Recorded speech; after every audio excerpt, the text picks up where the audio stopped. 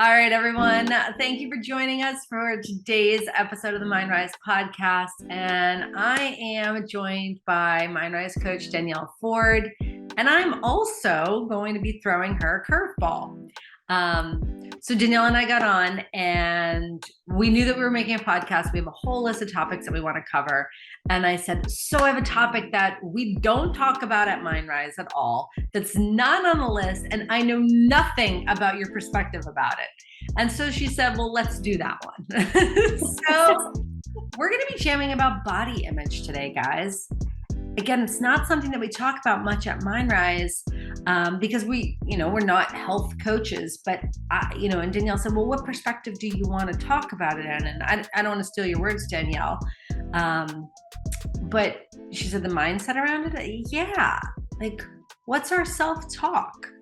What's our mindset around our body image? And I think that it is like, where did those messages come from? Right? And how are those messages playing out in our everyday right now? And I'm going to also throw a little side thing on at some point. I'd like to also throw in how, like, what are the messages I'm then giving to my daughter? And while I know Danielle does not have any biological children, you've got dog children. Right. But, and then, we could say that our perspective of body image would then be imparted only solely to kids, but I don't think it is. I think it's also in the way that we even have conversations with our friends or our family about body image. So I'm lobbing this one in your direction. Raw topic here at Mindrise today. It's real. It's real. We're doing it. And I think it's a topic that everybody can relate to because we all have our own journey with our own body image and where we've come. And I've actually, now that you say this, I've been noticing a lot more on social media the last couple of weeks of a few people have been sharing their stories of their past, of where they were and how hard they worked to get skinny, but maybe weren't being the healthiest or still weren't even happy with their body image. So I do think this is like a really pertinent and timely topic to talk about today. Yeah, well, it's funny you say that because some of my favorite before and afters are people who were like hardcore, like just working out too much or, not eating enough or what, and then they show their after, and their after looks just like they've settled into their skin. And we all know that it's not as simple as a before and after, whether you've gained weight or lost weight. And I don't want to say that our body image comes down to the weight that we have on our body or the number that's on the scale, but it does go into the narrative of what we make it mean about us. Yeah, 100%. And where do we get that narrative from, right? And I think what's been really cool over the last at least 5 years is there's been this like shift, and it doesn't matter what your body looks like, that doesn't make you beautiful. And I think we started, like, our culture started somewhere in this, like, you have to be skinny and fit and the fittest person in the world to be beautiful. And that might have been like I don't know, might have been intentional, might have been unintentional from cinemas and movies and TV and all that stuff. But I think we've actually taken a shift in the last few years to, like, you're a beautiful person for who you are and not what you look like on the outside. Right. Well, it's funny that you say the historical perspective because, when you go to look at art from ancient times, even like what's, painted on the ceiling at the Louvre over there, they're all full figured people. Also, an interesting perspective for me came from traveling. And when I was in Kenya, and this was, oh gosh, like 15 years ago, but I was in Kenya and I was talking to a Kenyan man, and he was explaining to me that you wanted to have a heavyset wife. And I said, really, that's interesting. Like, it's very different than what we're being taught, especially 15 years ago in American culture. And he said, oh no, if you've got a big woman, it's because you're a wealthy man, that you're taking good care of her by feeding her well. And I thought, oh, how very interesting. So I think that you make a good point, Danielle. It's historical lenses, there's cultural lenses, And I'm with you. Like, it couldn't thrill me more to be raising a daughter in a time when we go into a store and there are actual size mannequins of like actual size people, right? What a relief.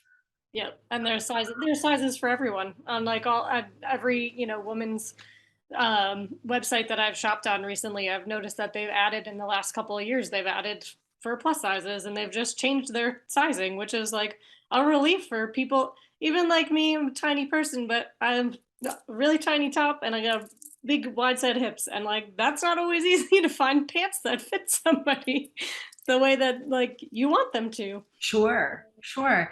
So Yeah, it's a relief to see that in our culture, and it's like it's exciting. It's like woohoo, women, like hell yeah, we're finally like taking charge and getting in the driver's seat. I feel like, and everyone else is getting on board. it's really a relief. I mean, even the marketing. I remember, oh God, so again, we're gonna start to weave in like where our stories came from. But I remember being at Penn Station and I was young. I must have been like middle school, maybe freshman year of high school. And our train was delayed or something, and my mom said, oh, go into the coffee shop and just get a magazine or something. It's going to be a while. I said, okay.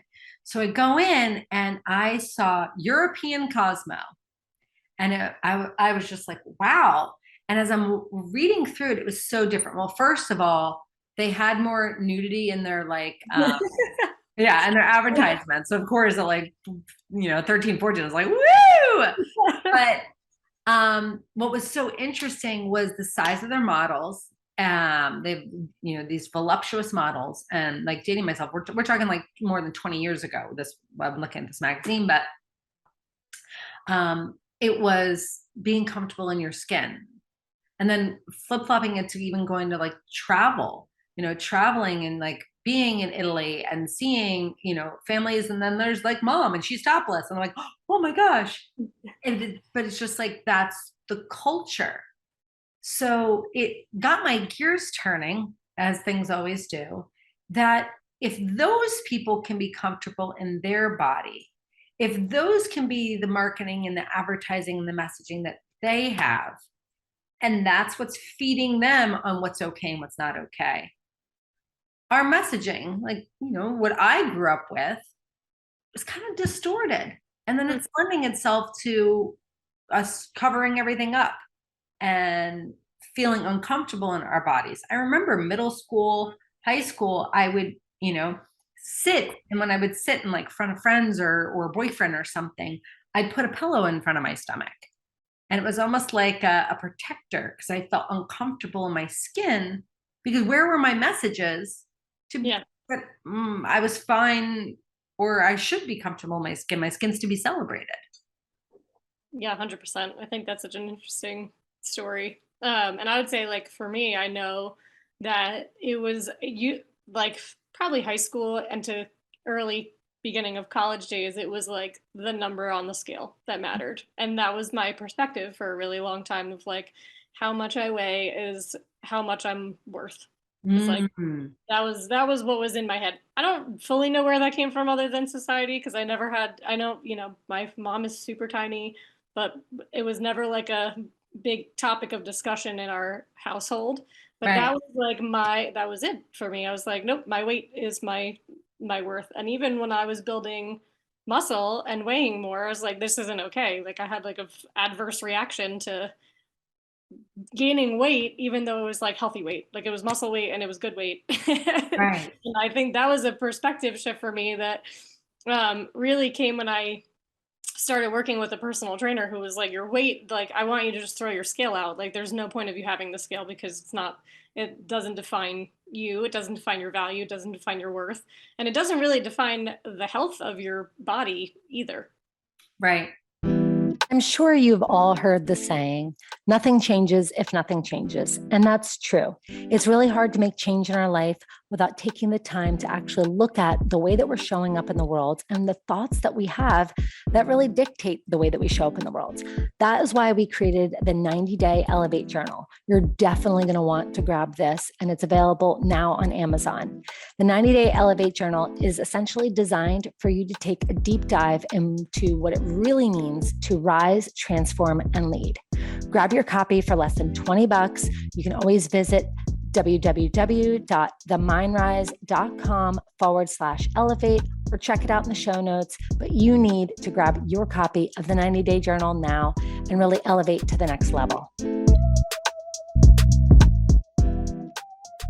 Yeah, I've talked to people over the years about the throwing the scale out thing. And I think that it depends on where you're at. I mean, I know some people that will, weigh themselves every day or like twice a day. And I think that the question has to be like, what's my relationship to this tool? Because that's all it is. Yep.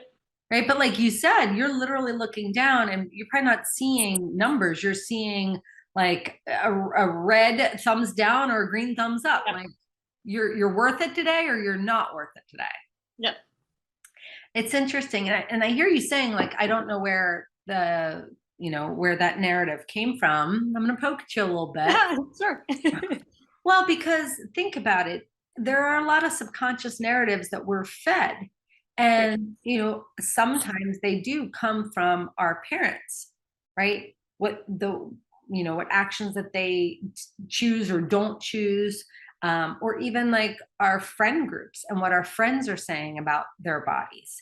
I mean, I've definitely been in the company of other women where they're like, were you having dessert? I don't know. Am I going to have dessert? And, ooh, that looks so good. And I'm like, let's get dessert. And if everyone doesn't want dessert, I'm like, sweet, I'll take 4 spoons because they're all going to want what I've got. But that was a long journey for me in particular. So I'm curious from you, and I'll share with you like where a lot of my messaging came from. But I'm curious if you went back and you like kind of tapped into it, what might come to mind for you, what you saw or what you heard. I mean, again, I was born in 1982, so that has me rounding the corner of 40 in November, people.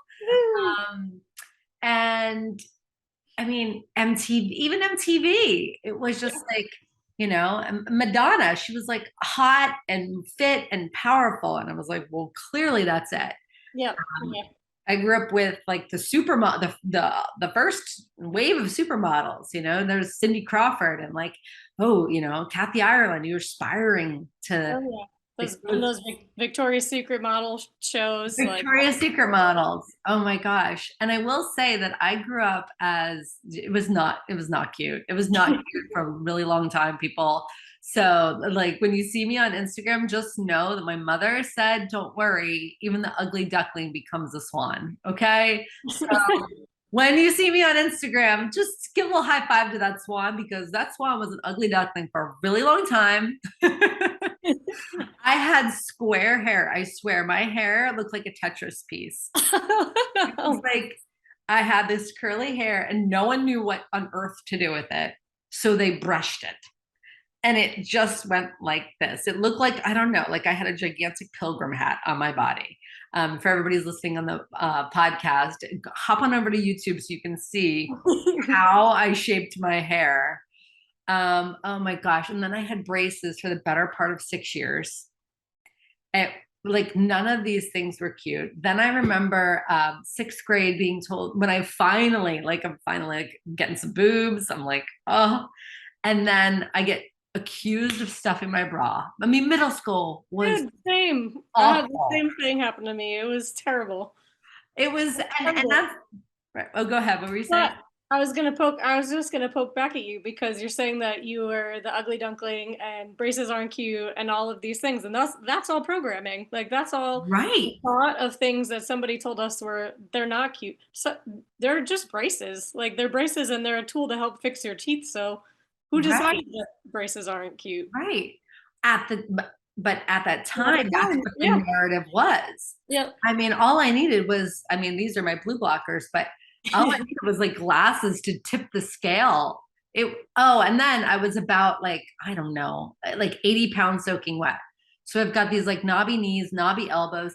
And right, we laugh about it now, but I remember being that, young girl and going and to my mom, and I'm just like, and like, she has pretty hair and she's got teeth, and like, right, we're comparing, compare and despair. And again, guys, like I share the story now, but when we're in our 30s and 40s, we need to grow out of this. We need to grow out of this because we cannot continue to perpetuate a middle school mindset. It's not going to work for us, and it makes us feel like shit. Like, this is why we're saying it now, because we're getting past that. But, my mom, and I understand, like, she's trying to help, but she would say that even the ugly duckling becomes the swan, which for me at that time was just confirmation that I was busted. Yeah. Based on societal standards. That you had to wait to be beautiful when you really were already beautiful.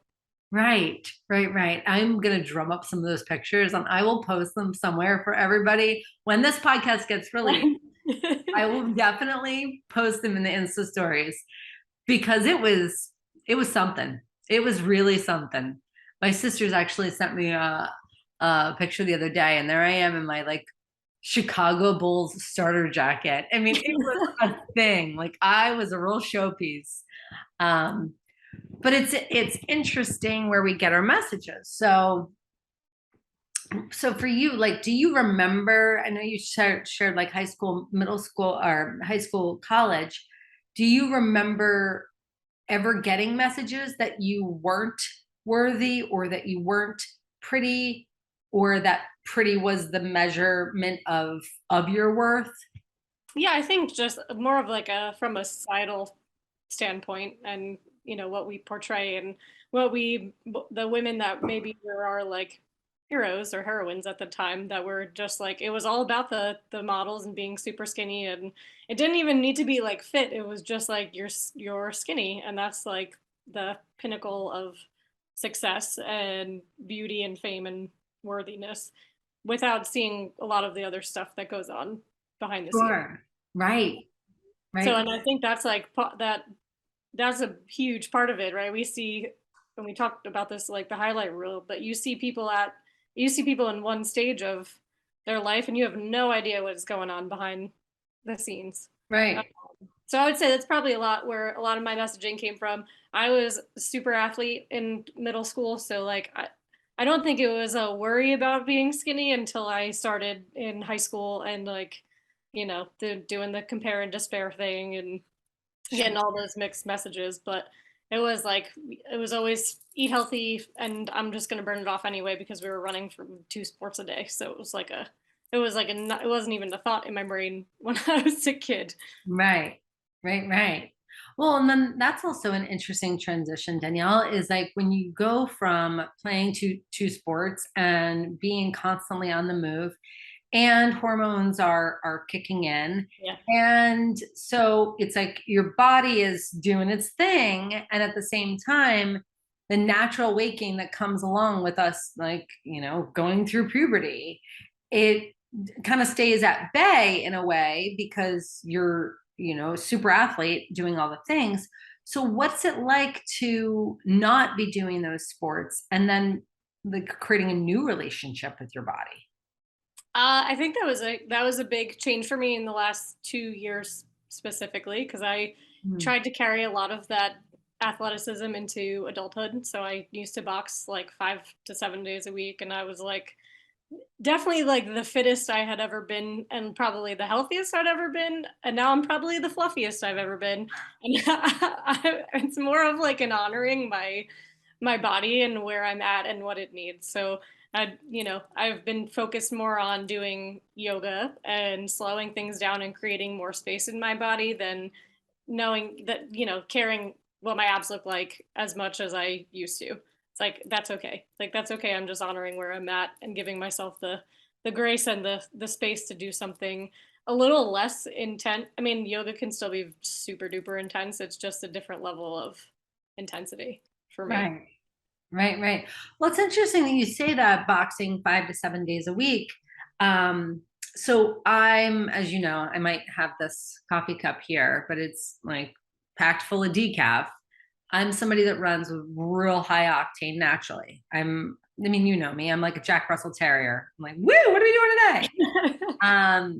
So I've always, well, in my adulthood, I've more or less used exercise as a way for me to have recess every day. Like I gotta get out and play, I gotta get out and move my body, I gotta, regulate my energy. And it's interesting because probably back in college, when I stopped playing all the sports, running track, doing soccer, and then I was like, oh, okay, so this is what, my body's like. Okay, well, I still need activity. And I'm not the only one, because I've definitely heard this from other women. And, for any of our guys that are listening, this could fall in your bucket as well. So I don't want you to feel like this is a very gendered conversation. And maybe there's a lot of things that you would raise your hand to too. So jump in on the conversation with us, because we would love your perspective. And if you're feeling like, oh, this doesn't necessarily apply to me, like listen in, because I bet you $4 billion that there is a woman in your life who's navigated this. We all have navigated the transitions of our body. I mean, my body has transitioned when I went through puberty. My body has transitioned when I wasn't an athlete, like I was playing sports before. My body transitioned even like having a kid. Allegedly, it's going to transition in my 40s. We're about to find out. But it was almost like, and I don't know if you ever had this experience, but back in the day, it would be like, oh, college. I had the pizza. I had the, I had all the jungle juice, all of it. I drank it all, just all of it. And oh God, like I went off the rails this weekend. Now I've got to do an extra, extra class, or an extra, couple miles, or extra whatever to like, I don't know. In some ways, it was almost like a punishment. And so even when that was happening, it wasn't the healthiest relationship with exercise. It was almost like, if I didn't do that, what would happen? What would be the consequences of that? I don't know if you've ever gone through. I think definitely have been there. And I think for me, it came from a place of being like so disciplined and restrained for most of my life, and then I didn't have the same constraints around me, and I was like a free woman, and I was like, I'm gonna do whatever I want. And then I did like punish myself, but I was like, nope, I have to work out X number of hours or run X number of miles or whatever to like work off the bad decisions that I made. Sure. And that is like it's a normal place to be, but I feel like a really unhealthy place to be with your body and with exercise as well. Like it's so much more important to me now, exercising in a way that feels good for me, and is like it's more of a celebration of the body that I have for allowing me to do the things that I do, Right. rather than punishing myself for making poor decisions. Right. And like, I think the emphasis on what you're saying is like a different relationship with ourselves. It's a better relationship. I mean, like I wake up and I'm like, ooh, what am I going to do today? So yesterday, like I'm a terrible dancer, but everybody doesn't know, and this is the psychotherapist geek coming out in me. Dance is actually very good for your brain. It's very, very good for your brain. Doing things your body doesn't normally do, movements your body doesn't normally do. Brain loves it. Brain candy in a good way. So I do Zumba with like 80-year-old ladies, and I typically do it on Mondays, sometimes Wednesdays, and Fridays. But yesterday I woke up and I was like, okay, it's gorgeous outside. What does my body feel like doing? My body felt like we're going rollerblading. I mean, obviously, guys, I might not be the ugly duckling anymore, but I'm so cool. I'm so cool. But yeah, so I was like, okay, my body felt like rollerblading, and that was awesome in the sense that it's a different relationship that I have with my body. It's almost as if I said, hey, Danielle, what do you want to do? You want to dance, or you want to go rollerblading? And if you said to me, like, go rollerblading, I'm like, sweet, let's go rollerblading. But that conversation was between me and my body. Yep. Yeah. I had that choice this morning too. I went for a walk with Coach Jen, and she's like, I have to be home by 8 because she does dance class, Nia, with Meredith every morning at 8 a.m. And she's like, actually, why don't we dance on the beach? And I was like, because I haven't done it for a while. And I said, you know what? Okay, let's do it. So lots of curveballs today. I don't know what's coming next, but but it was Right. amazing. Then I signed up for her fall session because I was like, this is so, I forgot how good it feels to just dance and move your body in a different way without having like an expectation of what you're supposed to look like or Right. how silly you look. And it's just, you're just genuinely enjoying the movement and Right. the energy that's getting unstuck and starting to move through your body. So is what you're saying that Mindrise is going to start to do the anti-TikTok dance videos? We might have to. Just group it around. Might have to. I think we have to start a movement. I do. Random Mindrise flash mobs. We'll do the whole thing. I love it. I love it. But certainly, I mean, like, taking this conversation full circle, as we're talking, I think, okay, but where, like, yes, it was society. Yes, it was the models. Yes, it was what my peers were doing or wearing. I feel like I hit puberty before my peers did, so they're all still wearing limited two, and like there I am, like, oh, I gotta go get some like lady clothes. And but I will go back to, and this is not like, okay, it's therapy time, so let's blame your mother. But my mom was on a diet for as long as I can remember. I mean, for as long as I can remember. And this is like, and I don't even know if this company exists anymore, but she'd do this can of Slim Fast. It was a Slim Fast Oh, yeah. for breakfast, Slim Fast for lunch, and then she'd eat. And, when you grow up watching that, you're just like thinking to yourself, like, well, why? Right. And it's Slim Fast. I mean, the whole marketing is, Brilliant marketers. right. Brilliant marketers, that's Slim Fast. This is going to keep you thin. So it was a clear message to me that, again, you want to have value, or you want to be worthy. Like, this is the goal. This is what you need to do.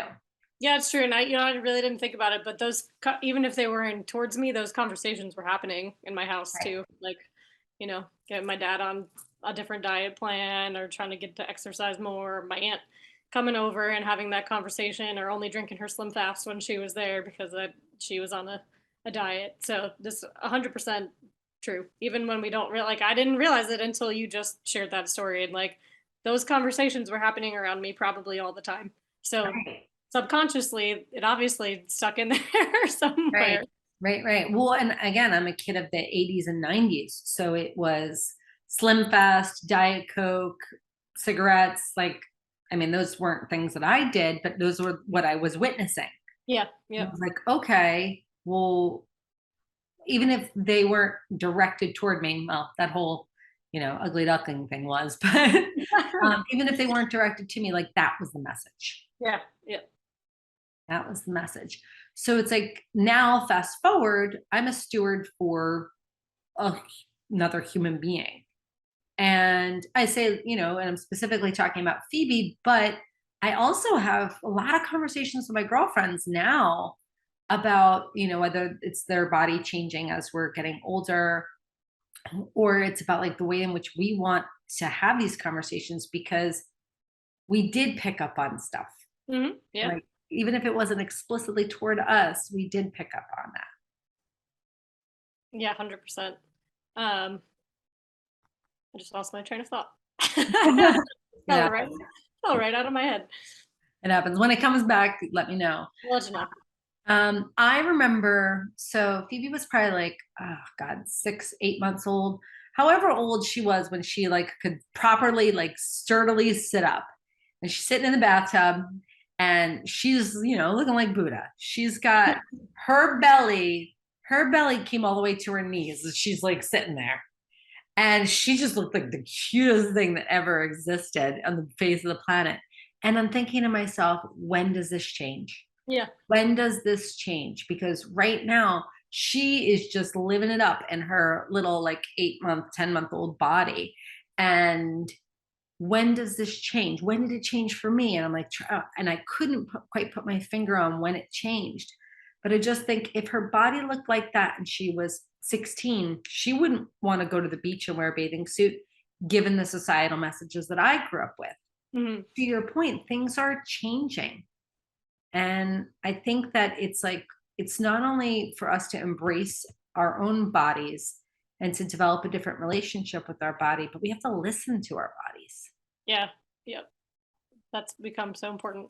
I was going to ask you a question. Do you feel Yeah. like, because I know for me, I don't feel like I had the tools or the resources to even like start thinking about things differently. And maybe I just wasn't like they were around me somewhere, but I wasn't open to it. But for me, I felt like I didn't learn all of this stuff until like my late 20s Right. or into 30. And that for me is like, that's late. Like, I want kids who are younger to have the opportunity to have a more open mind and an open experience and understand that there are different tools out there and there are different ways to look at things than just what you're hearing from society and or even in your own household. Right, right, right. No, it was definitely something that I acquired, I would say, yeah, mid late 20s. Like, yeah, at the earliest. It wasn't until much, much later. Yeah, I would probably say like 26, yeah, 26, 27, somewhere in there. Um, maybe, yeah, maybe 25, I don't know. Yeah, so somewhere in my mid late 20s is when it came around. Now, I also, marketing wise, have seen like the Dove commercials, like Strong Like a Girl. Hmm. And I think those are so cool. And, Phoebe and I will do affirmations and we'll talk about her strong, healthy body. And because I want her to have a narrative about her body, because that's the Hmm. other thing. And we all have to remember this, is that in the absence of a narrative, we make things up. In the Yeah. absence of words, we make things up. So I'd rather her have a narrative that fits in place that she can mold into her own as she grows than to just not talk about it. Because that's another thing, is like, I've talked to plenty of clients when we've gotten on this subject and they say, no, we really didn't talk about it. Like, you didn't talk about your body? Like, but I think, coming to think of it, like, we didn't talk about it. So I absorbed the messages that I was given from my mom, you know? Yeah, I think it's amazing that you're doing that with Phoebe, and that'll Yeah. definitely help her in the long run. And I mean, it's funny that you mentioned that too, because I know there are times where even now having tools and resources, I see myself in a picture. I'm like, oh God, my arm's so fat. I'm like, what? Where did that come? Why? I'm Right. like, thank you, brain, for offering that to me. But like, my body's fine the way it is. It's perfect the way it is. So like, moving on. Right. But Right. when you don't have a narrative and you're not like practicing that daily, it's really easy for those things to just creep right back in. Absolutely. Absolutely. It's funny. So, like, I grew up at the beach wearing a bathing suit a lot of times, especially middle school, even high school, putting a big t-shirt over the whole thing. Mhm. Um, and so now, whether it's postpartum or when I had my like big pregnant belly, I was wearing my bathing suit. And and I've shared this with my girlfriends over the years, and I'm happy to share it with all of you on the podcast, and you too, Danielle, is I say to myself, like, and it's very positive, like, this is as good as it gets. Like, today, this is as good as it gets. When I'm like 75, 80 years old, I'm gonna look back and say to myself, what was I giving myself such a hard time about? Yeah. And because, now 39-year-old me looks back at that middle school, high schooler who felt so insecure in her body. But yet there, and like I said, all those things like awkward and all that, but like, oh my God, like there's this like beautiful emerging human being feeling crappy about herself. And I was like, gosh, I wish I could tell my, 15, 16-year-old self to like smile and enjoy and like take that big shirt off if you are overheating in it, or put it on, whatever you want to do, but like be in your body. And I thought to myself, okay, well, I can't go back in time and tell my 16-year-old self that. But my 80-year-old self is going to tell me, get with the program now. Yeah. Because this is the vessel that you have to enjoy right now. And then in the future, you're going to say, what were you complaining about? What were you, oh, those arms or those abs or those, or lack thereof, whatever it was. So yeah, I don't know. And it might sound the craziest thing ever, but my 80-year-old self like really whipped my ass into shape and was just like, stop it already. Just knock it off. Right. And from that was the permission slip. And I think that, we can all write ourselves a permission slip. It was a permission slip to wear what I wanted to wear. The permission slip to move my body the way that I wanted to. Yes, I'll have it in my plan. I'm like, okay, dance Monday, Wednesday, Friday. But yesterday was Monday and it felt like rollerblading. Yeah. It's like, oh, okay, I'm going to do that. Or when I'm on my cycle, it might feel like a whole bucket of nothing. And you know what? When we let our body rest, that's also a way to be loving your body. Yeah. Yes. This is everyone who's listening's big permission slip from us to love your body today. Right now, whatever it looks like, however it feels, just love up on yourself. Right. This is like as good as it gets right now. So as good as it gets, people. This is as good as it gets. This is it. And the other thing I would say I love that you're giving everybody the permission slip. Is those affirmations I'm doing with Phoebe, like you don't have to not do those because you're not 7 years old. Like, like you could do those now. Like I have a strong, healthy body. Or if that feels like, bullshit to you, we're gonna have to put like an E on this episode of my mouth. Explicit content, everybody. But if that feels like BS to you, then just say, I'm working on. Mm-hmm. We talk about this in the Own Your Power, right? Yeah. That's if it's too big of a jump, just take the next step. Yeah, this is the self-talk cycle. Like I'm working on feeling healthy in my body. I'm working on feeling strong in my body. Like whatever you're working on. I'm working on like Michelle Obama arms, or I'm working on like, I remember talking to a woman, so impressive, and like walking to her mailbox. As she was at a weight where walking to her mailbox would have her winded and exhausted because she was like a performance athlete. What is the people who do the body competitions? Oh yeah. And I asked her, how did she get into it? And that, because of course I'm like interviewing people. I'm like, oh, how did you get into this? And she told me it was because in her 20s, she would be winded walking to her mailbox. And she said, and I just was like, I can't live like this anymore. Yeah. So for wherever you're at, if you're aspiring to climb Mount Everest, or you just want to like what you see when you look in the mirror, you can work on your affirmations and say, I'm working on, and fill in the blank. Because think about it. If I wasn't something. Right. We're all working on something. But think about it, Danielle. If I wasn't nice to you, or if every time you called me, I said mean things to you, you wouldn't call me anymore. No. You wouldn't come on the podcast. Like this relationship wouldn't exist. But same thing, like guys, you're living in your body. And if you're always talking shit to your body, then guess what? Like you're not going to have a very good relationship. So just really think about it from that perspective. If you're not nice to somebody, they're not going to want to be your friend. And taking that one step forward, you're going to become what you're saying about your body, or your body's going to become what you believe. Bing, bing, bing. You got it right. All right. So we're closing it out. Everybody gets permission slips. Everybody gets to practice their affirmations. We want to hear from you guys. So definitely subscribe, leave us a comment. We are here. Reach out to us at any point in time. You can shoot us a DM or hop into the show notes, shoot us an email, text us, bat signals, whatever you want. We're here because if you need to rewire your brain, you need to have that +1 in your corner to move forward. We've got your back. All right. Thanks, pal, for being on today. Of course. Thank you for having me.